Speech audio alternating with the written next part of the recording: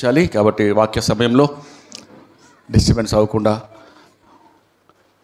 ఇక్కడ కూర్చునే బిడ్డలు దయచేసి పెన్ పేపర్ తీసుకోండి, వాక్యం జాగ్రత్తగా ఆలకించండి. 7th క్లాస్ అండ్ బిలో వాక్యం రాసుకోవాలి.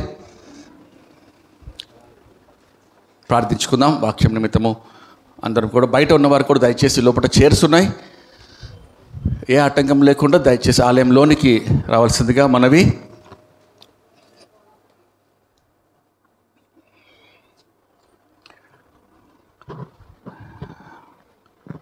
పోయిన వారము నేర్చుకున్న వాక్యాంశం ఎవరైనా చెప్పగలరా?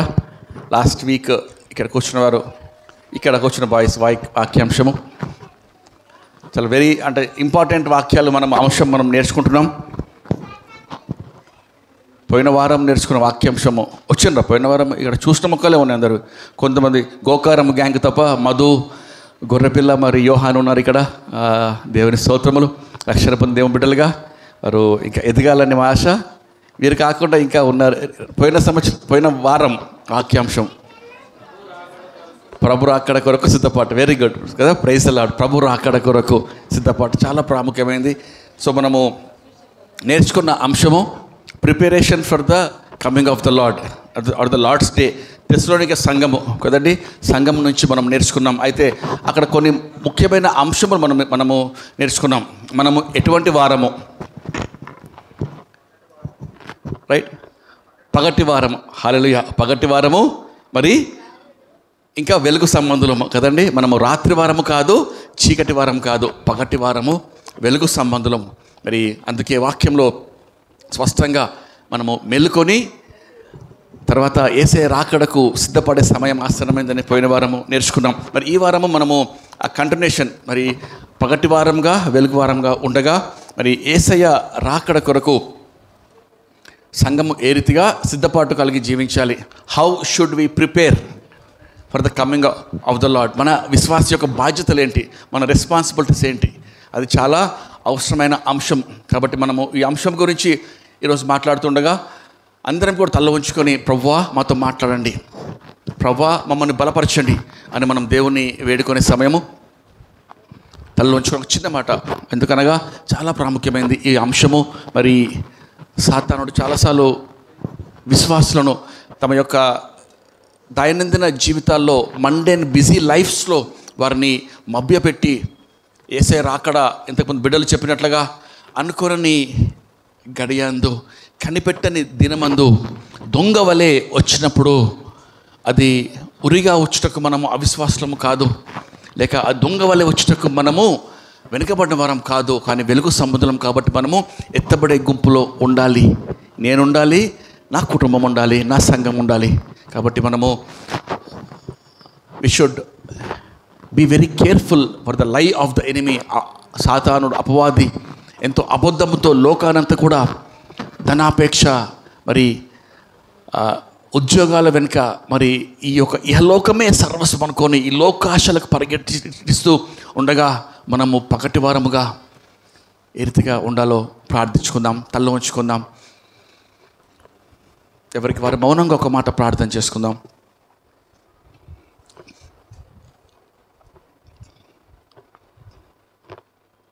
మహాపరిశుద్ధమైన మా ప్రియమైన పరలోకపు తండ్రి, కృపగల దేవా, మీకు ఎంతో స్తోత్రము, స్తుతి, మహిమ చెల్లిస్తున్నామయ్యా. ప్రభువా, ఈ దినమందు మాతో మీరు మాట్లాడటకు పరిశుద్ధాత్ముడా మాతో మా మధ్యలో మీరు ఉన్నారు దేవా. మీకు ఎంతో స్తోత్రం. ప్రభు స్వరం మాత్రమే మాకు వినిపించండి అయ్యా. మా సొంత జ్ఞానము, సొంత ఆలోచనలు అంతా కొట్టివేయండి ప్రభువా. దాసుని సంపూర్ణంగా సిలువ చాటున మరుగుపరచండి తండ్రి. మీరు మాత్రమే మహింపరచబడును గాక, మీ నామం మాత్రమే ఘనపరచబడును గాక, మీ స్వరం మాత్రమే ప్రతి ఒక్కరూ వినుగాక. అన్య స్వరములన్నీ మీరు తండ్రి బంధించండి అయ్యా, ఆపేయండి ప్రభువా. వినగలిగే చెవిని, గ్రహించగలిగే మనసును మాకు దయచేయండి. నా గొర్రెలు నా స్వరము విందురు, నేను వాటిని నడిపింతును. ఎవడునో నా చేతుల నుండి వాటిని అపహరింపలేడు, నిత్య జీవం వాటికి ఇచ్చేదను అనే ఆ గొర్రెలుగా మేమందరము ఉండుటకయ్యా కృప మీరు దయచేయమని వేడుకొంచు. మీ నోటి పూరగానే దాసుని చేసుకుని నడిపించమని యేసుక్రీస్తు నామంలో అతి వినయంగా వేడుకొంచు ప్రార్థిస్తున్నాం పరమ తండ్రి. ఆమేన్, ఆమేన్, ఆమేన్. మనము గమనిస్తే ఫ్లడ్ అదండి మన దేశంలో, తర్వాత అనేక ప్రాంతాల్లో కూడా అలర్ట్స్ వస్తున్నాయి. ఆరెంజ్ అలర్ట్, రెడ్ అలర్ట్ అని చెప్పి. రెడ్ అలర్ట్ వచ్చింది కదా, వచ్చిందంటే ఆ ఊరు చాలా ప్రమాదంలో ఉన్నట్లు. కాబట్టి ఆ ఊరు వాళ్ళు వెంటనే ఫ్లడ్, వరద వస్తుంది, తుఫాను వస్తుందని వాళ్ళు ఆ ఊరు కాల్ చేసి వెంటనే వెళ్ళిపోవాలి సురక్షితమైన ప్రాంతాలకు, రైట్ కదా. ఇజ్రాయెల్లో నేను ఒక సహోదరుతో అంటే ఆయన వీడియోస్ ఫాలో అవుతాను. అయితే వాళ్ళకు ప్రతి ఇంట్లో కూడా చాలా మటుకు సెటిల్డ్ ఇంట్లో కానీ బయట కానీ బాంబ్ షెల్టర్స్ ఉంటాయంట. బాంబ్ షెల్టర్స్ అక్కడ ఎప్పుడు కూడా హమాస్ నుండి ఇక్కడ తర్వాత సిరియా, లెబనాన్, ఇరాన్ అక్కడ నుంచి కదా బాంబ్స్ ఎప్పుడు వస్తుంటాయి. ఐరన్ డోమ్ బాంబ్స్ ఆపుతుంది, కానీ ఇజ్రాయెల్ ఎయిర్ స్పేస్లో ఒక బాంబ్ ఎంటర్ అయింది, ఒక మిజైల్ ఎంటర్ అయింది అని వెంటనే సైరన్స్ అంతా మోగుతూ ఉంటాయంట. సైరన్స్ మోగుతుంటాయి. సైరన్స్ మోగిన 1 minute లోపే వారు దగ్గర ఉన్న బాంబ్ షెల్టర్స్లో ఇజ్రాయెల్ సిటిజన్స్ వెళ్ళిపోయి ఆ షెల్టర్స్లో ఉండాలి. బాంబ్ షెల్టర్లో నువ్వు ఎప్పుడైతే వస్తావో యు ఆర్ సేఫ్. ఇక బాంబు ఎంత బలమైన మిజైల్ అది వచ్చినా పడ్డా నీకు ఏం కాదు. షెల్టర్లో లేని వారికే ప్రమాదం. అందుకే మనం యుద్ధంలో గమనించాం కదండి, హమాస్ తర్వాత పాలస్తీనా, అక్కడ ఇరాన్స్, అక్కడ అందరు కూడా కొన్ని వేల సంఖ్యలో మరణిస్తే ఇజ్రాయెల్లో 2-3 మాత్రమే మరణిస్తారు. కారణం ఏంటంటే దే నో ద అలర్ట్. వాళ్ళకు ఈ వార్నింగ్ సిస్టము, అలర్ట్ సిస్టము అవి బాగా తెలుసు. కాబట్టి పరిగెడతారు ఆ బాంబ్ షెల్కు, ఆ యొక్క బాంబ్ సేఫ్టీ జోన్కు. ఈరోజు పరిశుద్ధాత్ముడు సంఘంతో చెప్పే మాట ఏంటంటే, ఎస్ దెర్ ఇస్ అలర్ట్. నిశ్చయముగా త్వరితముగా యేసయ్య రాకడ వస్తున్నది. చాలా కాలం నుంచి అనేకులు చెప్తూ ఉన్నారేమో, కానీ ఈ అంత్య దినాల్లో ఎంత భయంకరమైన పరిస్థితుల్లో మనం ఉన్నాము అంటే, వార్తలు మీరు చూడండి కదా, న్యూస్ పేపర్స్ తర్వాత పత్రికల్లో మరి నెట్లో అక్రమము చాలా భయంకరంగా విస్తరిస్తుంది. అనేకుల ప్రేమలు చల్లారుతున్నాయి. కన్నా బిడ్డలు, తల్లులు కదా, తండ్రులు అసలు ఏ విధమైన ప్రేమ లేని ప్రేమ అనే మాటకు అర్థం లేని భయంకరమైన పరిస్థితిలో మనము ఉన్నాం. ఇది కూడా అవ్వకుండా ఏఐ వచ్చిన ఈ యొక్క ఆటోమేషన్, ఆర్టిఫిషియల్ ఇంటెలిజెన్స్లో రోబోటిక్ కదా, వీటితో ఎంత భయంకరమైన పరిస్థితి. ఈ యొక్క దేవుడు సృష్టించిన సాధారణం అయిన ఈ యొక్క సృష్టి చక్రానికి చాలా భయంకరమైన అడ్డంకులు వస్తున్నాయి కదండి. ఇప్పుడు ఒక చిన్న బిడ్డను కనాలి అంటే తల్లి అక్కర్లేదంట, వార్తలు చూసాం కదా. రోబోటిక్ మదర్ కదా, ఆ తల్లిని ఒక రోబోటిక్ ఆర్టిఫిషియల్ బాక్స్లో పెట్టేసి 9 నెలలు ఆ బేబీకి పోషణ ఇచ్చి ఆ చిన్న పిండమును ఒక 9 నెలల బేబీగా పెంచి బయటకు తెస్తారు. ఆ తల్లి ఎవరంటే తెలియదు కదా. ఆ తల్లి రోబోటిక్ ఆ యొక్క రోబో అంటే ఆర్టిఫిషియల్ ఏఐ ద్వారా ఎన్ని భయంకరమైన పరిస్థితులు అంటే దేవుడు కలిగించిన సాధారణమైన అయినా కదండి, తల్లి, తండ్రి, బిడ్డలు దేవుడు ఇచ్చిన మీరు ఫలించి అభివృద్ధి పొంది భూమిని నిండించండి అని దేవుడు కదండి ప్రతి కుటుంబాలకు, మనుషులకు ఆయన దేవునిగా సృష్టికర్తగా ఉంటే, మానవుడు ఆ సృష్టినే ఆయన అడ్డగిస్తూ ఇంకా తల్లి అక్కర్లేదు కదండి, కేవలము పురుషుల్లో స్త్రీలో వాళ్ళు అవి తీసుకొని కదండి దే విల్ అవి వాళ్ళు ఒక బాక్స్లో, ఐరన్ బాక్స్లో పెట్టి వాళ్ళు ఎన్వైరన్మెంట్ తర్వాత ఆ యొక్క అనేకమైన ఆ యొక్క పరిస్థితిలో న్యూట్రియంట్స్ సప్లై ఇచ్చి బేబీని ఆర్టిఫిషియల్ ఇంటెలిజెన్స్లో బేబీని వాళ్ళు కదా చేయగలరు. ఆల్రెడీ ఇవి పశువులలో జరిగింది, గొర్రెల్లో చేసి ఒక సక్సెస్ఫుల్గా గొర్రె పిల్లలు పుట్టాయి. అయితే ఇప్పుడు మనుషుల్లో చేస్తున్నారు. చూడండి ఎంత భయంకరమైన పరిస్థితుల్లో మనం ఉంటున్నాం. రాకడకు చాలా సమీపంగా దినాలు ఉన్నాయి, ఎంతో సమీపంగా. మనము చివరి దినాల్లో లేము, చివరి గడియల్లో కూడా లేము, కానీ చివరి నిమిషాల్లో ఉన్నాము అన్నమాట ఖచ్చితంగా మనము గమనించాలి. యాకోబు రాసిన పత్రికలో గమనిస్తే న్యాయాధిపతి వాకిట బయటనే ఉన్నాడు. మీరు అనుకోని గడియలో కనిపెట్టని దినమందు నీ ప్రభువు వస్తాడు, కాబట్టి జాగ్రత్తగా ఉంటాం. మరి ఈ పరిస్థితిలో ఒక మాట చెప్పాలి నేను ముందే కదా, వాక్యంలో దేవుడు చెప్పే మాట ఏంటంటే, ఆ దినములు నోవహు దినముల వలె ఉంటాయి, ఆ దినములు లోతు దినముల వలె ఉంటాయి కదండి.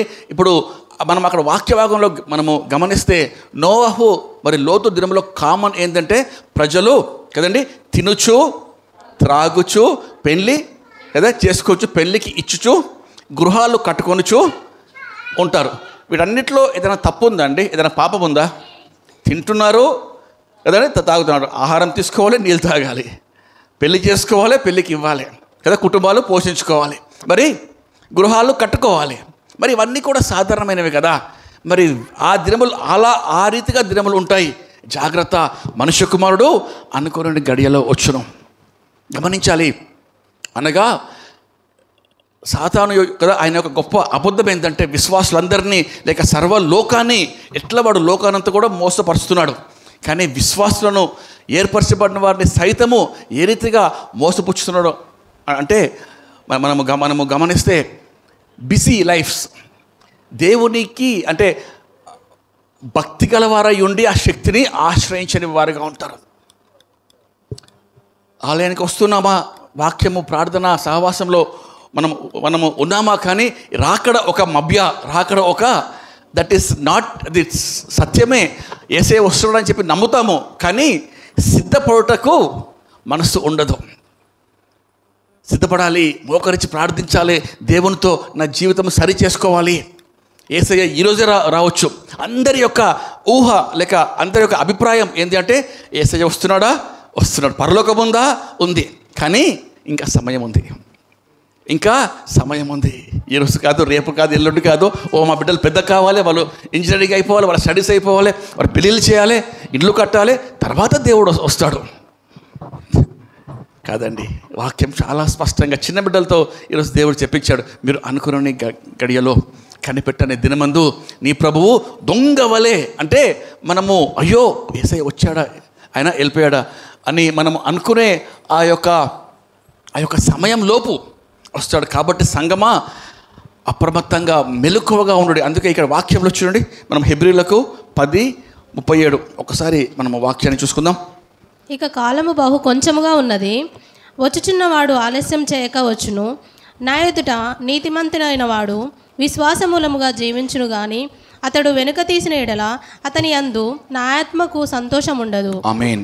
చూడండి, ఇక కాలం బహు కొంచెంగా ఉంది, వచ్చిన వాడికి ఆలస్యం చేయడు, ఖచ్చితంగా త్వరగా వస్తాడు. ఇంకా మనము పోయిన వారం మనము వాక్యంలో గమనిస్తే చూడండి, మత్తయి సువార్త 24 డైరెక్ట్ అదే వాక్యం చూస్తున్నామండి. ఆయన ఎలా వస్తాడో మనం ఇక్కడ చూస్తున్నాం. 50 వచ్చినాం అనుకుంటా కదా, చూడండి 24:50. ఆ దాసుడు కనిపెట్టిన దినములలోను వాడనుకొని గడియలోను వాని యజమానుడు వచ్చి వానిని నరికించి వేషధారులతో కూడా వానికి పాలు నియమించును. ఆమేన్. చూడండి, ఇక్కడ మనం గమనిస్తుంటే అనుకొని గడియందు కనిపెట్టని దినమందు మనుష్య కుమారుడు వచ్చును. కాబట్టి విశ్వాసులుగా మనమైతే వెనుకబడిన వారం కాదు, వెనుదయ్య వారం కాదు, కానీ విశ్వాసంలో మనం వెళ్ళి మనము బలపరచబడే వాళ్ళము. ఇంకో మాట మనం వాక్యంలో మనము చూస్తుంటే మార్కు సువార్త 13వ అధ్యాయము, మార్కు సువార్త 13:32 వచనం నుండి ఒకసారి చూసుకుందాం.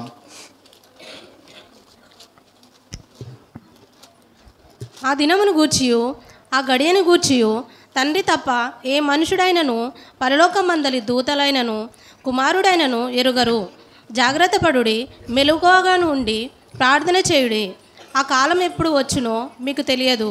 ఆమేన్. చూడండి ఎంత మంచి మాట. ఆ దినమును గూర్చియు ఆ గడియ గూర్చియు మనుష్య కుమారుడు కదా, తండ్రి తప్ప ఏ మనుషుడైనను పరలోకమందున్న దూతలైనను కుమారుడైనను ఎరగడు. కాబట్టి జాగ్రత్త పడుడి, మెలకువగా ఉండుడి, ప్రార్థన చేయుడి.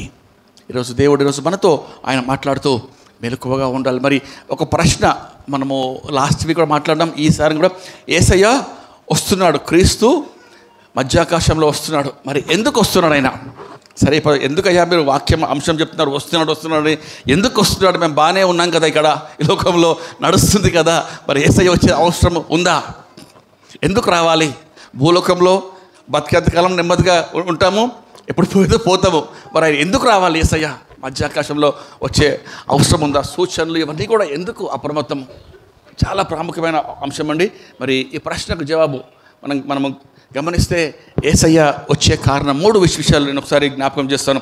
ఆయన వచ్చే ప్రధానమైన కారణం ఏంటంటే, ఆయన యోహాను సువార్త 14వ అధ్యాయము కదండి, ఆయన తన ప్రజలను నిత్య గృహానికి తీసుకొని వెళ్ళుటకు, తన ప్రజలను ఆయన నిత్య నివాసమునకు తీసుకొని పోటకు. ఎందుకంటే లోకం, దేవుడు చెప్పే మాట అనేక మార్లు, ఈ లోకము దాని సంపూర్ణతయో లయమైపోచున్నది. లోకంలో మనకు కనిపించేది ఏది కదా, ఏది కూడా ఉండదు. సమస్తము లయమైపోయి మహావేంద్రముతో, అగ్నితో, అగ్నిగంధంతో ఈ ఆకాశము, భూమి మనకు కనపడేది అంతా కూడా లయమైపోతుంది. కనబడేటివి అన్నీ కూడా నశించిపోతాయి అగ్నితో. కాబట్టి ఈ లోకము పర్మనెంట్ ప్లేస్ కానే కాదు. కాబట్టి ఆయన వచ్చేది ఫస్ట్ కారణం ఏంటంటే తన బిడ్డలను, తన ప్రజలను నిత్యత్వానికి, నిత్య నివాసమునకు he will take back to the home, అనగా పర్మనెంట్ హోమ్, నిత్య. చూడండి యోహాను సువార్త 14లో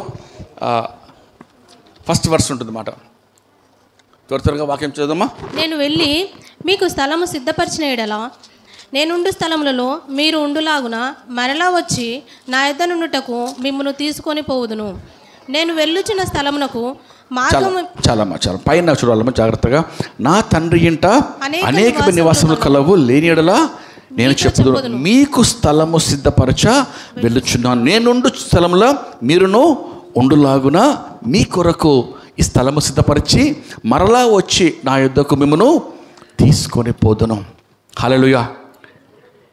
ఈ భూలోకంలో విశ్వాసులను, తన బిడ్డలను, ఆయన నమ్మిన వారందరినీ ఆయన తీసుకొని నిత్య నివాసమునకు వెళ్ళుటకు ఆయన వస్తున్నాడు.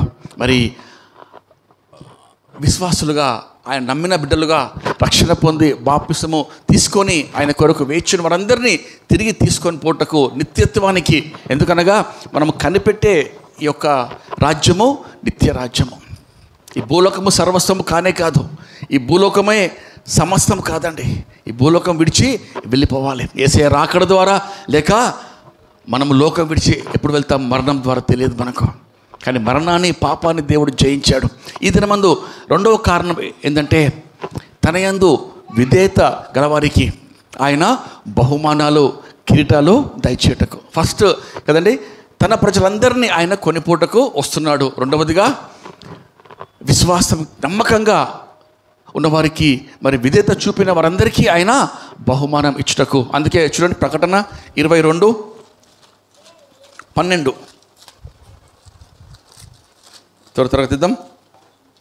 ఇదిగో త్వరగా వచ్చున్నాను, వానికే చొప్పున ప్రతివానికి ఇచ్చుటకు నేను సిద్ధపరిచిన జీతము నా యొద్దన్నది.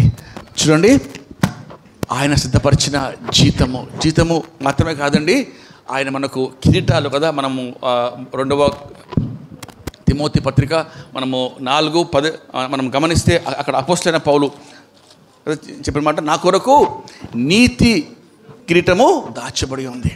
నీతి కిరీటము, అతిశయ కిరీటము, మహిమ కిరీటము, ఆనంద కిరీటము దేవుడు తన పని ముగించు వారికి, సువార్త సేవ చేయ వారికి, అనేకులను ఆయన కొరకు సంపాదించు వారందరికీ ఆయన దాచిపెట్టించాడు. కాబట్టి వారు తమ క్రియల ఫలము అనుభవిస్తారు. మనకు జీతము దేవుడు నియమించాడు.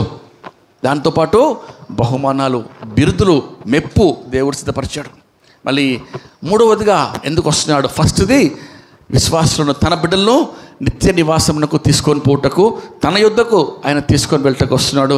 రెండవదిగా ఆయన బహుమానాలు, జీతము, మరి బిరుదులు, కిరీటాలు ఇచ్చటకు వస్తున్నాడు. మూడవదిగా ఆయనను తృణీకరించిన వారందరికీ, ఆయన నామాన్ని కదండి తృణీకరించిన వారందరికీ, భక్తిహీనులు అందరికీ తీర్పు తీర్చుటకు వస్తున్నాడు. ఉదయకాలం వాక్య భాగంలో చూస్తాం మనం కీర్తన 96 చివరి వచనం. కీర్తన 96. భూజనులకు తీర్పు తీర్చుటకై యెహోవా ఏం చేయుచున్నాడో, న్యాయమును బట్టి లోకమునకు, తన విశ్వాసతను బట్టి జనములకు ఆయన తీర్పు తీర్చును. ఆమేన్. చూడండి, భూజనులకు తీర్పు తీర్చుటకు, మరి ఆయన అవిశ్వాసులకు, మరి ఆయన నామాన్ని తృణీకరించే వారికి సువార్త అవకాశాలు ఎన్ని ఇచ్చినా, ఈ దినమందు ఎంతోమంది సువార్త వింటున్నారు, యేసయ్య జీవంగల దేవుడని గ్రహిస్తున్నారు. కానీ వారి యొక్క మతాలు, లేక వారి యొక్క విశ్వాసాలు, వారి యొక్క జీవిత శైలి అవన్నీ విడిచిపెట్టి ఆయన దగ్గరికి వచ్చుటకు చాలా కష్టపడుతున్నారు, భయపడుతున్నారు. యేసయ్య అంటే మాకు ఇష్టమే, కానీ రక్షణ, బాప్తిసం అంటే కష్టం. ఎందుకనగా అనేక విషయాలు మేము వదులుకోవాలి. మా యొక్క స్వాస్థ్యాలు, లేక మా యొక్క బెనిఫిట్స్ అన్నీ కూడా ఇంకా అనేకమైనవి మేము విడిచిపెట్టాలి. కాబట్టి చాలామందికి తెలుసు, కానీ వారు రావట్లేదు. కారణం ఏంటంటే వారికి దేవుని కన్నా కదా సుఖభోగములే, ఇహలోక మర్యాదనే, ఈ కదా లోకంలో ఉన్న పోకడ ధనధాన్యములే గొప్ప. కాబట్టి అటు వారికి తీర్పు తీర్చుటకు ఆయన వస్తున్నాడు. మరి యేసయ్య ఆయన వచ్చే కారణం ఇదండి. మరి మన యొక్క ఆశ ఏంటంటే, ఆయన ఈ భూలోకంలో నిజమే సమస్యలు, శ్రమలు, ఇబ్బందులు ఎన్నో ఉన్నాయి, అనారోగ్య పరిస్థితులు కదా, ఎక్కడ కూడా శాంతి లేదు, ఎక్కడ కూడా నెమ్మది లేదు. మనం అనుకుంటున్నాం సమస్తం సమాధానంగా ఉంది, శాంతిగా, నెమ్మదిగా, కానీ అన్నీ అంత అబద్ధమే. నిజమైన శాంతి, నెమ్మదైన శాంతి క్రీస్తులోనే ఉంటుంది. క్రీస్తుకు బయట దెర్ ఈస్ నో పీస్. అందుకే వాక్యంలో ఉంది కదండి, ఆయన ప్రతి ఒక్కరి కన్నీటి చూడండి, ప్రకటన 21లో ఉంటుందన్నమాట. 21, 13, 14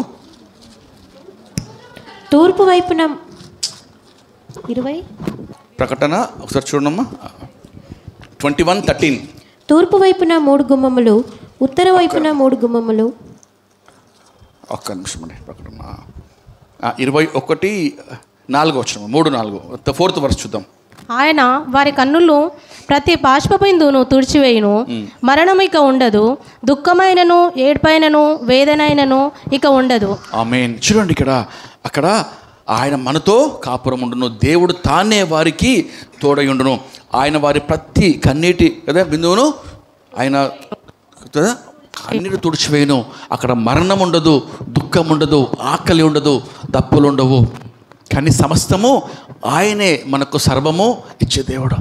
కాబట్టి ఈ నిత్య రాజ్యంలో ఎల్లప్పుడూ సంతోషము, ఆనందము, ఆదరణ, దేవుడి మహింపరిచేది, స్తుతి అర్పణ, పాపము లేని రాజ్యము దేవుడు మనకు అనుగ్రహిస్తున్నాడు. కాబట్టి దాని కొరకు కదా మనం ఈ భూలోకంలో ఆశపడాలి, దాని కొరకు మనము వేగపడాలి. వాక్యంలో దేవుడు చెప్పే మాట ఏంటంటే, ఆ రాజ్యము కొరకు పౌలు సమస్తము పెంటగా ఎంచుకొని నష్టపరుచుకున్నాడు.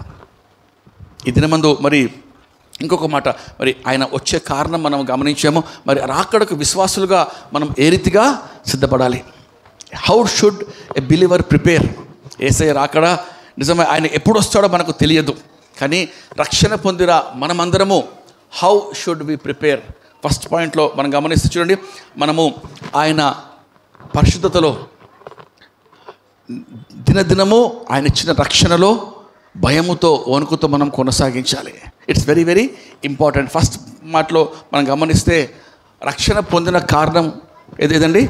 ప్రతిరోజు కూడా క్రీస్తు రూపంలో మనము ఎదగాలి, పరిశుద్ధతలో ఎదగాలి. ఒక సేవకుడు అన్నాడంట, ఒక మంచి అంటే బాగా ఆయన దేవుని సేవలో ఉన్న వ్యక్తి, పరిశుద్ధంగా జీవిస్తున్న ఆ వ్యక్తిని ఒక యవనస్తుడు అడిగాడంట, అయ్యా మీరు you talk lot about holiness, పరిశుద్ధత లేకుండా దేవుని ఎవరు చూడరు, పరిశుద్ధత చాలా చాలా ప్రాముఖ్యం కదా, మళ్ళీ రహస్యం ఏందయ్యా, పరిశుద్ధంగా జీవించుటకు మీ జీవితకాలం అంతా కూడా ఇలా జీవించామో అని చెప్తున్నారు, రహస్యం ఏందయ్యా అన్నప్పుడు ఆయన చెప్పిన మాట ఏంటంటే, పరిశుద్ధ జీవితంకు రహస్యము రహస్య జీవితమే. అనగా రహస్య జీవితంలో పరిశుద్ధంగా ఉండుటయే పరిశుద్ధ జీవితానికి రహస్యము. అర్థమైందండి? పరిశుద్ధ జీవితానికి రహస్యము రహస్య జీవితంలో పరిశుద్ధంగా ఉండుట. హల్లెలూయా. ఈరోజు మనుషులుగా అందరికి మనం కనపడే విధంగా చాలా బాగుంటాం. ప్రేజలాడయ్యా బాగున్నారా, ప్రేజలాడమ్మా హల్లెలూయా, ప్రేజలాడు, చక్కగా పలకరింపులు కదా, చక్కగా ప్రార్థనలు కూడా బాగా చేస్తాం, సాక్ష్యాలు ఇస్తాం బాగా. కానీ దేవుడు కదా ఆయన చూసేది మనుషుడు పైరూపము, కానీ దేవుడు హృదయ అంతరంగంలో చూస్తాడు. మన ఆలోచనలు, మన తలంపులు, మన యొక్క కపటము, ద్వేషము, అసూయ, ఆయన కోపము కదండి. కోపం మత్తయి సువార్త 5వ మనము అధ్యాయంలో మనం గమనిస్తే కొండ మీద ప్రసంగంలో యేసయ్య చెప్తూ, నీ సహోదరుని పట్ల నీ కోపం ఉంటే నీవు బలి అర్పణ అర్పించడానికి వచ్చినప్పుడు నీ బలిని అక్కడ ఇడిచిపెట్టి ముందు పోయి అతనితో సమాధానపడి వచ్చి అప్పుడు నీ అర్పణ అర్పించుము. కోపపడుడి కానీ పాపం చేయకూడదు. అంటే కోపము ఈక్వల్ టు నరహత్య. మనం 5వ వచనం గమనిస్తే, నేను మీకు చెప్పి ఉన్నాను కదా, నరహత్య చేయు ప్రతివాడు కదండి హంతకుడు పరలోకానికి చేరడు. ఆ కింద చెప్పిన మాట అది ఇంకా దేవుడు స్పష్టంగా ఆయన చెప్తూ, పాత నిబంధనలో హత్య చేస్తేనే నువ్వు హంతకునిగా, యువర్ మర్డరర్, నువ్వు పరలోకానికి వెళ్ళోకానికి. కొత్త నిబంధనలో కోపము అంత డేంజర్ అంట. సహోదరునిపై నువ్వు కోపించి ఆ కోపము హృదయంలో పెట్టుకొని ఆ కోపముతో కదండి ఇతరులకు నష్టము కలిగించి, కయ్యూను కోపంతో మండిపడి ఎందుకు నువ్వు కోపిస్తున్నావు అన్నప్పుడు కోపంతోనే ఫస్ట్ జరిగిన ఆ పాపము కోపంతోనే కదండి హత్య జరిగింది, కయ్యూను హేబేలు. కాబట్టి anger is 1 letter short less than danger. కాబట్టి జాగ్రత్త. కోపం గురించి యేసయ్య అన్నాడు, కోపపడితే అది హత్యతోనే సమానము. రెండవదిగా ఆయన చెప్పిన పాపం ఏంటంటే ఏదండి, మీరు కదా జాగ్రత్త, మీ కన్నులతో మీరు పాపం చేయకూడదు. ఒక స్త్రీని లేక ఒక మోహపు చూపుతో మీరు చూచినప్పుడు అది మీ హృదయంలో పాపము. పాత నిబంధనలో వ్యభిచారము చేస్తేనే పాపము, ఏ వ్యభిచారి కూడా పరలోకానికి చేరడు. కొత్త నిబంధనలో మీ కన్నులతో ఒకవేళ మోహపు ఆశతో చూపుతో మీరు చూసినప్పుడు హృదయంలో ఆ పాపము జరిగింది. కొత్త నిబంధనలో God is more concerned about your heart. బాహ్యంగా జరిగే క్రియల కన్నా హృదయ అంతరంగంలో జరిగే వాటన్నిటిని దేవుడు గమనిస్తున్నాడు. God is doing lot of scan. నిన్న దినమందు అమ్మను తీసుకొని ఆ స్కానింగ్కి వెళ్ళాం. బయటికి చూస్తే పనులంతా బాగానే ఉన్నాయి, కానీ లోపల సిటీ స్కాన్ ఇక్కడికి మాత్రము స్కాన్ చేసినప్పుడు గమనించింది, లోపల పెట్టిన ఇంప్లాంట్స్ కొన్ని వంగిపోయాయి, కొన్ని ఇంప్లాంట్స్ ఇన్ఫెక్షన్ వచ్చింది, కొన్ని ఇంప్లాంట్స్ విరిగిపోయాయి. బయటకి బాగానే చక్కగా నవ్వుతే పనులన్నీ బాగానే ఉంటాయి, లోపలంతా కూడా ఎంతో అయ్యా ఎట్లా భరిస్తున్నారు ఇంత నొప్పితో, మీకు లోపలంతా చాలా ఇన్ఫెక్షన్ ఉన్నది. స్కానింగ్ యేసయ్య చేస్తున్నాడు కదండి, హృదయ అంతరంగములో ఆయన పరిశీలిస్తున్నాడు. నరుని హృదయము ఆయన ఆకాశం నుంచి వంగి చూస్తున్నాడు. నరులు ఏ రీతిగా జీవిస్తున్న ఆలోచనలు ఏంటి, వారి తలంపులు ఏంటి. కాబట్టి పరిశుద్ధంగా జీవించుటకు రహస్య జీవితంలో పరిశుద్ధంగా ఉండాలి. ఎవరు చూడట్లేదులే, పర్వాలేదులే, మన కోపంతో ఇష్ట ప్రకారం మాట్లాడి కాదండి, దేవుడు మనతో మాట్లాడుతున్నాడు. ఈరోజు మన చూపుల్లో, మన మాటల్లో, మన తలంపులో ఈ 2 పాపాలకే అక్కడ చెప్పారు కదండి, మీ కుడి కన్ను అభ్యంతర కదా పరుస్తే దాన్ని పీకి దాన్ని పారవేయుడి, కుడి చెయ్యి నరికి పారవేయుడి. 2 కన్నులతో నరకానికి వెళ్ళటం కంటే ఒకటే సింగిల్ ఐతో పరలోకానికి వెళ్ళటం మేలు. కారణం ఏంటంటే నరకేమని కాదు, లేకంటే గుడ్డోలం కావాలని కాదు, కానీ ఆ పాపమునకు గుడ్డివారుగా, ఆ కోపానికి మనము తగ్గింపుతో నెమ్మదిగా ఉండేవారుగా, ఓర్పు ఎంతో ద్రోహము జరగకుండా కాపాడడం. ఇక్కడ వాక్యంలో మనం గమనిస్తే పరిశుద్ధ జీవితం అంట రక్షణ పొందిన వెంటనే కాదండి, రక్షణ పొందింది ఫస్ట్ స్టెప్పే. అందుకే కొంతమంది రక్షణ పొందిన తర్వాత జాగ్రత్తగా లేకుంటే రక్షణ జీవితంలో ఎదగరు, కానీ ఇంకా పాత పాపంలో కొనసాగిస్తుంటారు. రక్షణ పొందిన దినమందు మనం గ్రహించాలి, రక్షణ 3 ఫేజెస్ ఉంటుంది, 3 దశలుగా. ఫస్ట్ ఏమో రక్షణ, అవర్ పాస్ట్ సిన్స్, మన యొక్క జన్మతః పాపం అంతా కూడా ఆదాము అవ్వల ద్వారా మానవాళికి సంక్రమించిన ప్రతి పాపము కూడా ఈ యొక్క రక్షణలో బాప్తిస్మమందు దేవుడు మన పాత పాపములన్నీ కూడా క్షమిస్తాడు. పాస్ట్ సిన్, ప్రెజెంట్ సిన్ అంటే ఇప్పుడు ఈరోజు మన యొక్క కదండి ప్రస్తుత యొక్క జీవితంలో మనకు జరిగే ప్రతి పాపాలు తెలిసి తెలియక శరీరంతో ఉన్నాము కాబట్టి తెలియక కదా మనం కొన్నిసార్లు పడిపోతుంటాం, జారిపోతుంటాం. కానీ ఎప్పటికప్పుడు ఆ పాపము ఒప్పుకుంటే వాటిని విడిస్తే అప్పుడు క్షమాపణ దేవుడు ఇస్తాడు. థర్డ్ది ఫ్యూచర్, అనగా ముందు లోకానికి వచ్చే ఆ గొప్ప తీర్పులో మనల్ని దేవుడు తప్పిస్తాడు. Past, present, future. Salvation is 3 phases. అది గమనించాలి మనం. మన మట్టుకు మనము భయముతో వణుకుతో రక్షణను కొనసాగించుకోవాలి. రీహాబిలేషన్ సెంటర్ ఎంతమంది తెలుసు అండి? రీహాబ్ అని చెప్పి ఉంటుంది. మానసిక రోగులకు రీహాబ్స్ ఉంటాయి కదా. రీహాబ్లో ఒక ఆ వ్యక్తికి హృద్రోగం ఉంది, అంటే మానసిక సమస్య. అయితే చాలా ట్రీట్మెంట్ అంతా జరిగింది. డాక్టర్ వాళ్ళని మళ్ళీ పరీక్షించుటకు ఈ వ్యక్తికి తగ్గిందా రోగము లేక అలాగే ఉందా అని చెప్పి చూసుటకు పరీక్షిస్తున్నాడు. ఒక రూమ్లో ఒక బకెట్ పెట్టాడు, ట్యాప్ ఆన్ చేశాడు. ఆన్ చేసి ఒక మాప్ స్టిక్ ఇచ్చాడు. ఇచ్చి అయ్యా నువ్వు ఈ మాప్ స్టిక్తో అంటే తుడిచేది బట్టతో ఆ కట్ట ఇచ్చారు. ఈ రూమ్ అంతా కూడా చక్కగా తుడవాలి, డ్రైగా చేయాలి. ఈ రూమ్ అంతా తుడిచి డ్రైగా చేయండి అని చెప్పి ఆయనకు బకెట్లో ట్యాప్ ఆన్ చేసి ఆ బకెట్ ఇచ్చాడు, స్టిక్ ఇచ్చాడు. అతను తీసుకొని తుడుస్తూ ఉన్నాడు. రూమ్ అంతా డ్రై అవుతుంది.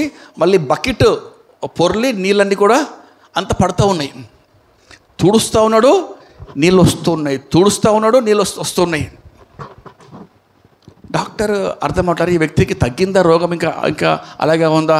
ఎందుకంటే ఫస్ట్ ఆయన ఏం చేయాలండి, ఆ రూమ్లో ఫస్ట్ డ్రై కానికి ఏం చేయాలి?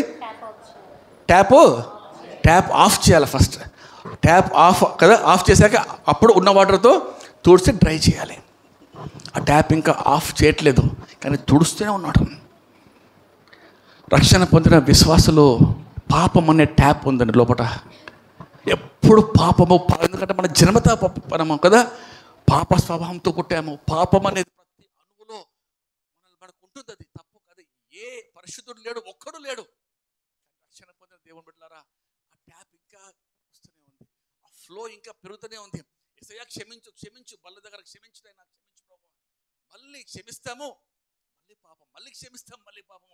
ఆ నల్ల అది బంద్ అవ్వట్లేదట, అది ఆఫ్ అవ్వట్లేదు. మరి ఎంతకాలం అలా పాపం చేస్తూనే ఉంటాము, దేవుని అడుగుతూనే ఉంటాము కదా. ఇంకా డాక్టర్ మళ్ళీ ట్రీట్మెంట్కి పోనైనా అని చెప్పి మళ్ళీ పంపించాడు. యేసయ్యా మన జీవితాల్లో రక్షణ పొందిన దేవుని బిడ్డలారా ట్యాప్ ఆఫ్ చేయాలి. మన వల్ల కాదు, మనం పాపాన్ని జయించుటకు, పరిశుద్ధంగా జీవించుటకు మన వల్ల కాదు. కానీ మనం చేయాల్సింది, మనం గ్రహించాల్సింది, మనలో ఉన్న పరిశుద్ధాత్మ దేవుడు మనము పరిశుద్ధంగా జీవించుటకు ఆయన సహాయం కదా, హీ విల్ హెల్ప్ యూ, సహాయం చేస్తాడు. కానీ మనం ఆయనను అడగాలి, దేవా మాకు సహాయం చేయ ప్రభా, జయించుటకు సహాయం చేయ ప్రభా. శోధన సహించువాడు ధన్యుడు, వాడు శోధనకు నిలిచిన వాడై దేవుడు అనుగ్రహించి జీవ కిరీటము పొందుకున్నాడు. 1 కొరింథీ 10:13 గమనిస్తే, సాధారణంగా మనుషులకు వచ్చే శోధనలే అందరికీ వస్తుంటాయి చూడండి. కానీ ఆ శోధనలో దేవుడు చూడమా, 1 కొరింథీయన్స్ 10:13 చదువుతారా ఫాస్ట్గా? సాధారణముగా మనుషులకు కలుగు శోధన తప్ప మరి ఏదియో మీకు సంభవింపలేదు. దేవుడు నమ్మదగిన వాడు, మీరు సహింపగలిగినంత కంటే ఎక్కువగా ఆయన మిమ్మల్ని శోధింపనీయడు. ఆమేన్, ఆమేన్. ఈ వాక్యం మనం గ్రహించాలి. శోధన పడుతున్నాం కాబట్టి పాపము చేస్తున్నాం. దేవుడు మాకు శోధనలు ఇస్తున్నాడు కాబట్టి మేము పడిపోతున్నాం కాదండి. శోధన దేవుని ద్వారా రానే రాదు. యాకోబు రాసిన పత్రికలో పాపము కదండి, చూడండి యాకోబు రాసిన పత్రికలో, ఆ యొక్క దురాశ పాపమును కానీ పాపం పరిపక్వమై మరణము కంటుందంట. ప్రతి వాడును తన స్వకీయమైన దురాశ చేత ఈడవబడి మరలు కొల్పబడిన వాడై శోధింపబడును. దురాశ గర్భము ధరించి పాపమును కనగా పాపము పరిపక్వమై మరణమును కనును. ఆమేన్. చూడండి అక్కడ గమనిస్తే మనము దురాశ, మనలో ఉన్న స్వకీయ దురాశతో వస్తుంది పాపము. ఆ పాపము కదండి పరిపక్వం అవుతుందంట మరణానికి. కాబట్టి ఆ ట్యాప్ మనం ఆఫ్ చేయాలి. ఆ దురాశ లోపల పుట్టంగానే, ప్రభువా ఇది నీ ద్వారా వచ్చింది కానే కాదు, కానీ ఇది దురాశ సాతాను ద్వారా, నా శరీరేచ్ఛ ద్వారా వచ్చింది ప్రభువా, దీన్ని ఆఫ్ చేస్తాను, ట్యాప్ ఆఫ్ చేస్తాను, సహాయం చేయి ప్రభువా. దేవుడు సహాయం చేస్తాడు కదండి. అందుకే మనము ఆయన కృపాసనము కరుణా పీఠం యొద్ద కదా, మనము సరిగ్గా ఆ రైట్ టైంలో మనం వెళ్ళి ప్రభువా నాకు సహాయం చేయి. శోధన వస్తుండగానే మనకు అలారం వస్తుంటుంది. ఈ శోధన, ఇది రక్షణ పొందిన అందరికీ కూడా దేవుడు అలారం ఇచ్చాడు. అలారం వస్తుంటుంది, రెడ్ లైట్ వస్తుంది, తప్పు శోధన. కానీ అల్లారాన్ని సప్రెస్ మనం చేస్తూ ఉంటాం చాలాసార్లు, స్నూస్ కొడతా ఉండి పర్వాలేదులే పడిపోయి తర్వాత అప్పుడు దేవా పడిపోయినయ్యా క్షమించాడయ్యా దేవుని దగ్గర. కానీ ముందే రైట్ టైంలో సహాయం మనము కోరే అవకాశం ఉంది. తప్పించుకునే మార్గం కూడా దేవుడు ఇస్తాడు. ఆ మార్గము ప్రార్థన, శోధన. అందుకే మీరు శోధనలో కదా మీరు వెళ్ళకుండా ఉంటకు మెలకువగా ఉండి ప్రార్థించాడు. ఆత్మ సిద్ధమే కానీ శరీరము బలహీనం. ప్రియ దేవుని బిడ్డలారా, ఈరోజు దేవుడు మనతో మాట్లాడుతాడు. కాబట్టి పరిశుద్ధంగా జీవించే ప్రతి అనుదిన ప్రయాస, ఫస్ట్ పాయింట్, రాకడలో ఎవరు ఎత్తబడతారు అంటే హెబ్రీయులకు 9:28 ఉంటుంది కదండి. ఆయన రాకడకు ఆపేక్షించు వారే, కనిపెట్టు వారే ఎత్తబడతారు. కనిపెట్టని వారు ఎత్తబడరు, సిద్ధంగా లేని వారు ఎత్తబడరు. రక్షణ పొందిన పర్లే కానీ if you are not alert, ఇంతకుముందు చూడండి మత్తయి సువార్త 13లో కూడా చూసాము అదే మాట. మనం చదువుతాం ఫాస్ట్గా. హెబ్రీయులకు 9:28 చూద్దాం ముందు ఫస్ట్గా. క్రీస్తు కూడా పాపములను భరించుటకు ఒక్కసారి అర్పింపబడి తన కొరకు కనిపెట్టుకొని ఉండిన వారి రక్షణ నిమిత్తము పాపము లేకుండా రెండవసారి ప్రత్యక్షమగును. చూడండి, తన కొరకు కనిపెట్టుకొని వారి కొరకే. God is coming for those who await him. ఆయన కొరకు కనిపెట్టుకొని వారి కొరకే వస్తున్నాడు. ప్రతిరోజు రక్షణ పొందిన విశ్వాసిగా మనము కనిపెట్టాలి. అందుకే ఇక్కడ మార్కు సువార్త 13లో కూడా 33లో జాగ్రత్త పడుడి, మెలకువగా ఉండుడి, ప్రార్థన చేయుడి. ఆ దినం ఎప్పుడు వచ్చునో నీకు తెలియదు. 35లో చూస్తే 35 చూడమా. ఇంటి యజమానుడు ప్రొద్దుగుంకి వచ్చునో, అర్ధరాత్రి వచ్చునో, కోడి కూయినప్పుడు వచ్చునో, తెల్లవారినప్పుడు వచ్చునో, ఎప్పుడు వచ్చునో మీకు తెలియదు. ఆయన అకస్మాత్తుగా వచ్చి మీరు నిద్రపోచుండుట చూచునేమో గనుక మీరు మెలుగుగా నుండుడి. నేను మీతో చెప్పుచున్నది అందరితోనూ చెప్పుచున్నాను, మెలుగుగా నుండుడ. నేను అకస్మాత్తుగా వచ్చును, తెల్లవారు వచ్చునో, కోడి కూయినప్పుడు వచ్చునో, అర్ధరాత్రి వచ్చునో, ప్రొద్దు గుంకినంక వచ్చునో, లేక ఎప్పుడు వచ్చినా మీకు తెలియదు కాబట్టి అకస్మాత్తుగా ఉండుడి. మీరు నిద్రపోవచ్చుండుట ఆయన చూచునేమో, మెలకువగా ఉండుడి. అనగా ఆత్మీయంగా మనం నిద్రావస్థలో ఉన్నామేమో, ఆత్మీయంగా తిండితోనూ మత్తుతోనూ ఐహిక విచారాలతోనూ మనం మందంగా ఉన్నందున ఆ దినము మీ మీదికి ఉరి వచ్చినట్టు కదా అక్కడ ఉండకుండా జాగ్రత్త పడి. లూకా సువార్త 21:34-35 వచనాలు. మెలకువగా ఉండండి. దేవుడి రోజు మనతో మాట్లాడుతున్నాడు. మరి రెండవ మాట, ఆయన రాకడకు సిద్ధపాటు. ఫస్ట్ పరిశుద్ధంగా ఉండాలి, మనము జీవించటకు ప్రయాసపడాలి. పరిశుద్ధత లేకుండా ఎవరును ఆయన్ను చూడు. రెండవది మనం చూస్తుంటే ప్రార్థనలో మెలకువగా ఉండాలి. ప్రార్థనలో మెలకువగా ఉండాలి, చాలా అవసరం అండి. ఎల్లప్పుడూ కూడా ప్రార్థనకు సమయం ఇవ్వాలి. ఎందుకంటే ప్రార్థనే only prayer and word of God will make us holy. దేవునితో సహవాసం కలిగి ఉంటేనే, పరిశుద్ధాత్మ దేవుని సహవాసంలోనే మనము పవిత్రంగా పరిశుద్ధంగా జీవించగలం. కాబట్టి ఎల్లప్పుడూ ప్రార్థన చేయుడి. అసాధ్యమా? ఎల్లప్పుడూ చేయటకు కష్టమే, కానీ ప్రార్థన ఆత్మ కలిగి జీవించి సమయం ఉన్నప్పుడల్లా మోకరిస్తుండాలి. ప్రార్థన చేస్తూ మనసులో ప్రార్థన చేసుకుంటూ ఉండాలి. ఎప్పుడు తప్పు జరుగుతుందో మన మనస్సాక్షి మనల్ని ఎప్పుడైతే ఖండిస్తుందో వెంటనే, ఎందుకనగా చాలాసార్లు మన మనస్సాక్షి మన మీద నేరారోపణ చేస్తుంటుంది. యేసు దగ్గరకు వచ్చినప్పుడు నువ్వు పాపివి, నువ్వు బలహీనుడివి, నువ్వు తగినవాడివి కాదు, నువ్వు అర్హుని కాదు అని మన మనస్సాక్షి మనపై నేరారోపణ చేస్తూ గిల్టీనెస్ వస్తుంటుంది మనకు కదండి. అయ్యో నేను పాపిని కదా, నేను రాను కదా. కొంతమంది అయ్యా గుడికి రానంటే వద్దయ్యా నేను వెనుకబడ్డాను, సిద్ధపాటు లేకుండా ఉన్నాను, తిరిగి పాత మార్గాలకు వెళ్తున్నాను, నా మనస్సాక్షి బాగా నన్ను పీడిస్తుందయ్యా. అయ్యా నీ మనస్సాక్షి కన్నా గొప్పవాడు దేవుడు, నీ మనస్సాక్షి కన్నా గొప్పది దేవుడి వాగ్దానం. అందుకే హెబ్రీయులకు 9:14లో ఉదయకాలం ఇజ్రాయెల్ గారు చెప్పారు కదండి. ఏం చెప్పారండి?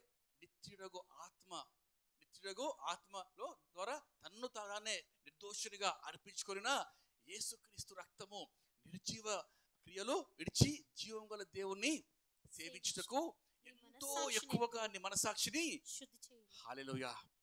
నీ మనస్సాక్షి శుద్ధి కావాలి అంటే ఎల్లప్పుడూ ప్రార్థనలో ఉండాలి. ఎల్లప్పుడూ దేవునితో ఆ సరైన సంబంధం కలిగి ఉండాలి. దేవునితోనే కాదండి, మనుషులతో. పరిశుద్ధత అంటే దేవునితో మరియు మనుషులతో. చాలామంది మనుషులతో ఆ సంబంధము పీస్ఫుల్గా ఉండదు. దేవునితో మేము బాగానే ఉండంలేండి అని సపరేట్గా మేము మాత్రమే ఆత్మీయ స్పిరిచువల్ జైంట్స్, ఆత్మీయంగా మేమే చాలా గొప్పవారు, ఇతరులు కాదు అని కలవకుండా సపరేట్గా ఉంటారేమో కాదు.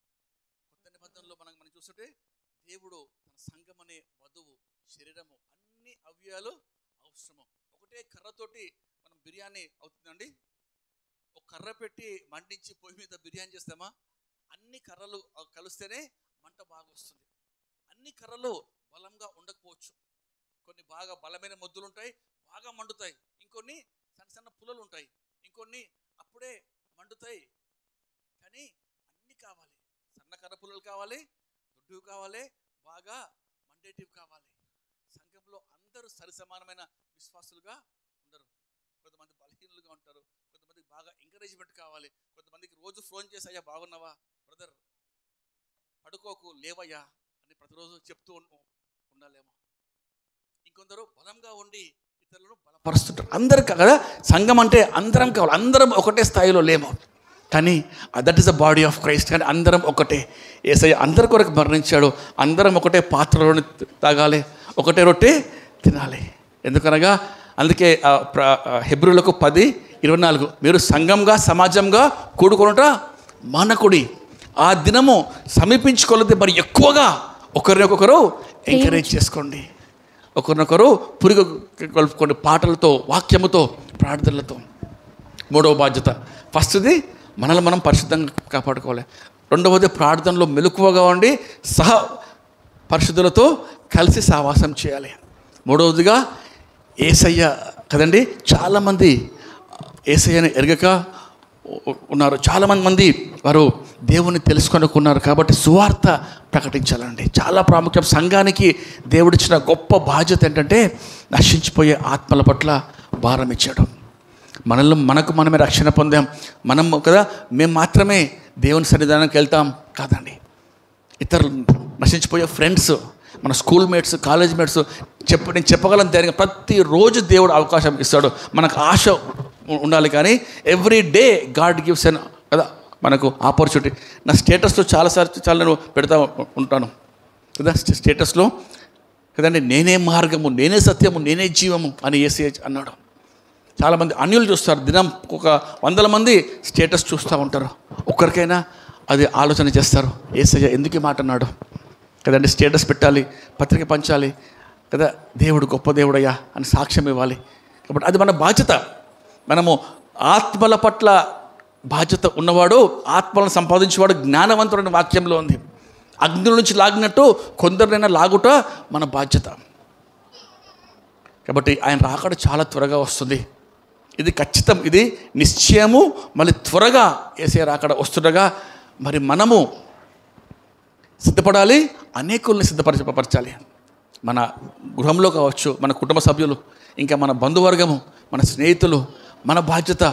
ఆ రోజు తీర్పులో అన్యుడు నిలబడి, లేక మన స్నేహితులు కావచ్చు, వాళ్ళు నిలబడి, అయ్యో నాకు ఇంతకాలంగా ఈ బ్రదర్ నా స్నేహితుడే, శాంసన్ నా స్నేహితుడే, కానీ నాకు ఎప్పుడు చెప్పలేదు యేసయ్య గురించి. ఆ రోజు మనం సిగ్గుతో తల ఉంచుకోవాలి కాదండి. ఈరోజు అవకాశం ఉన్నప్పుడు ప్రకటించాలి. ఆయన గురించి ప్రకటిస్తే మనకు నింద వచ్చినా, అవమానం వచ్చినా, మనల్ని చీ అన్నా, లేక మనల్ని వాళ్ళు తక్కువగా చూసినా పర్వాలేదు, యేసయ్య గురించి అనుభవించాలి. కానీ పత్రిక మాత్రము ఇవ్వాలి,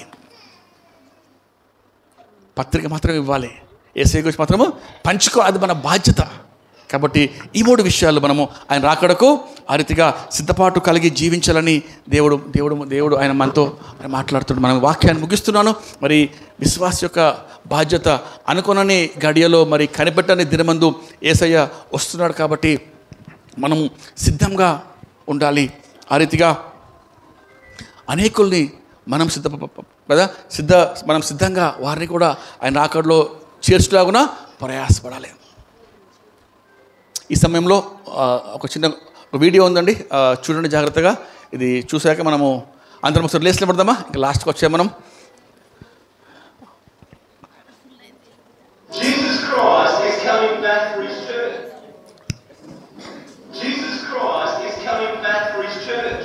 అందరం లేస్లో పడదాం.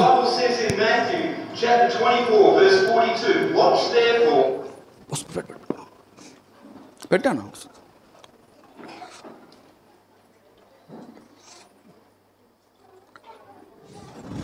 Jesus Christ is coming back for his church. The Bible says in Matthew chapter 24 verse 42, watch therefore, for you do not know the hour your Lord is coming.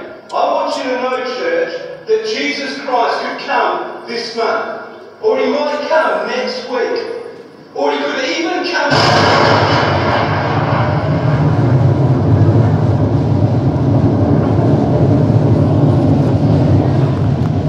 ఇక్కడ మనము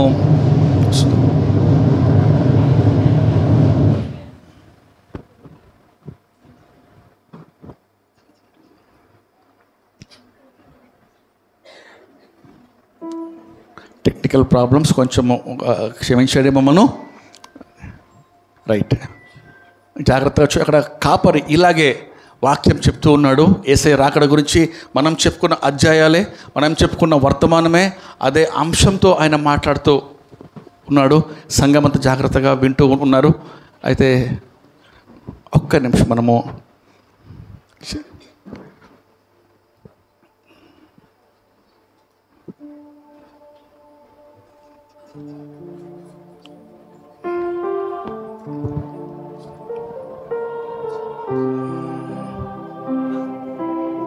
ఓకే, మనము పర్వాలేదు, నెక్స్ట్ టైం మనము అది చూద్దాము.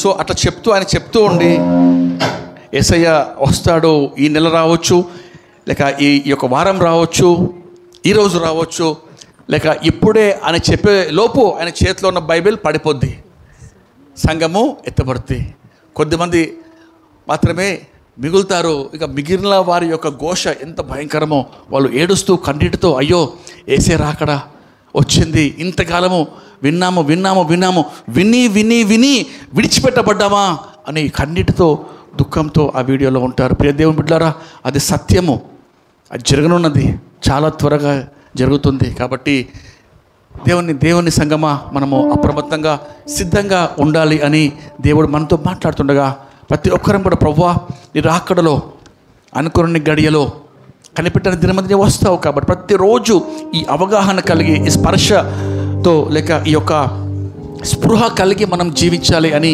సేవకునిగా అందరితో నేను ఒక విజ్ఞాపన చేస్తూ ఉన్నాను. ప్రభు దినం చాలా సమీపంగా ఉన్నది కాబట్టి అందరము సిద్ధపడదాం,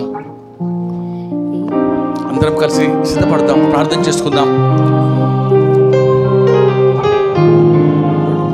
రాకడ సమయంలో కడబూర శబ్దముతో యేసుని చేరుకునే విశ్వాసం నీకుందా? రాకడ సమయంలో